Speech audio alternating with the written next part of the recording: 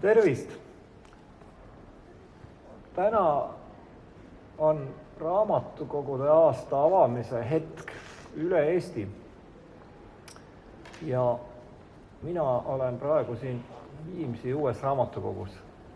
Ja kui mul paluti väike tükikene ette lugeda Eesti kõige laenutatumast Mudlumi raamatust, mis räägib ka kultuuri hetkesituatsioonist, siis muidugi meenus mulle, et ma olen päris palju erinevaid asju laval inimeste ees pidanud tegema, mänginud muusikat, rääkima, aga mitte raamatut ette lugema. Ja hakkasin nende seost sellega otsima. Ma avastasin, et ma olen Eestit käinud esindamas päris mitmel korral rahvusvahelistel raamatumessidel, olgu see siis Göteborgi raamatumessil või siis ka Londoni suurel London Book Fairil ja mänginud seal muusikat ja alati imestanud, kui kirjanikud loevad oma teoseid ette. Ja hulka rahvast, kes siis seda kõike pealt kuulab, olen alati mõelnud, mis seal on nii kütkestavat, et just inimesed tulevad kuulama, kui autor ise ette loeb. Aga ma ise ei ole olnud kunagi selles rollis, et lugeda ette raamatust üks lõik, aga täna mul on siis päris esimest korda selline võimalus ja ma katsetan selle võimaluse ära. Mul on suur au, et just raamatukogude aasta avamisel mul siis see võimalus on ja ma loen siis Mudlumi raamatust siis ühe väikese lõigu.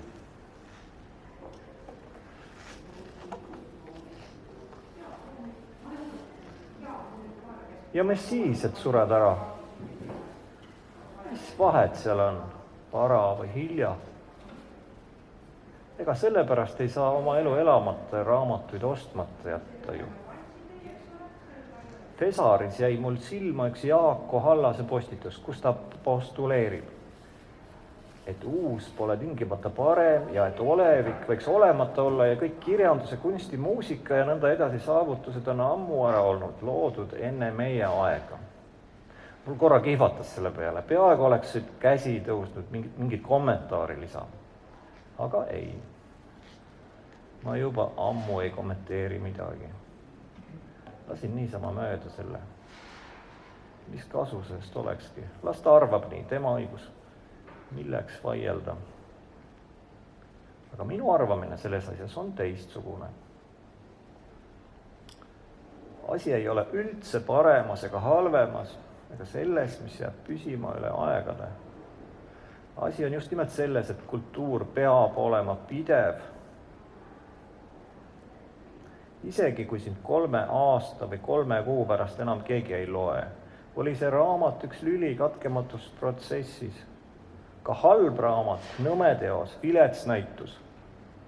Ometi oli selle viletsa näituse avamisel ennast kohale vedanud punt kunstniku tuttavaid ja muid huvilisi. See on üks hoomamatu võrgustik, mida kultuuri abil luuakse. sotsiaalne, mentaalne, aineline, mis iganes ta peab kogu aeg voogama, olema. Ei saa ju ette kujutada riiki, kus ühel päeval enam keegi ei kirjuta luuletusi, ei maaliks pilte ega laulaks ühtegi laulu. Kunstilt kogu aeg mingeid ülimaid kvaliteete oodata on rumal. Ta lihtsalt on. Ta peab olema nagu söömine, magamine või muud tavalised asjad. Looming ja loomine on tavaline, lihtne elu avaldamise vorm. Ja me siis, kui seda kehva näitust või keskpärast raamatut aasta pärast keegi ei mäleta.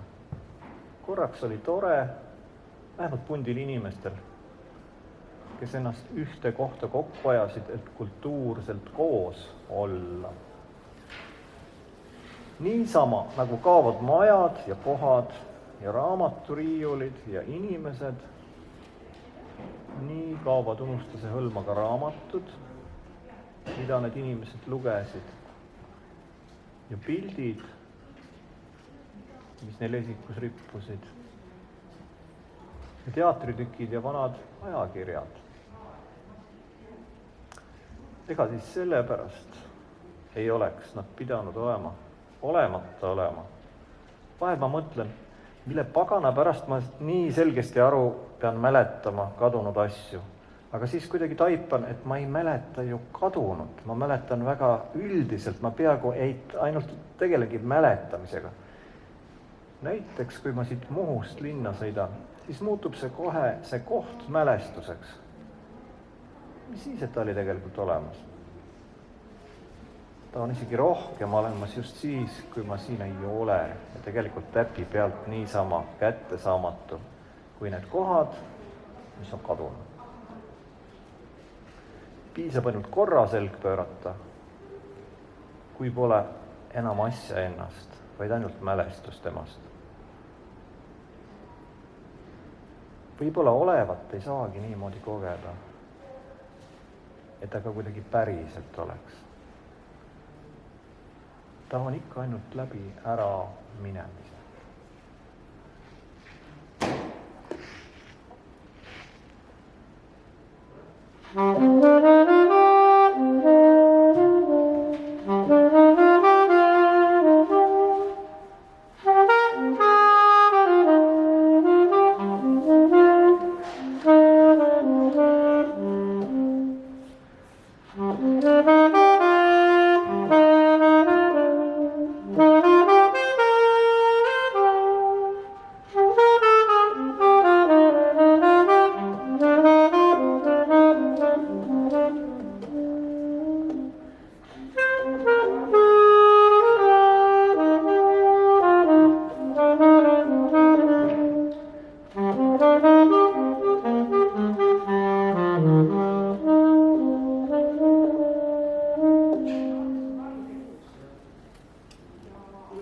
Raamatukogude aastat.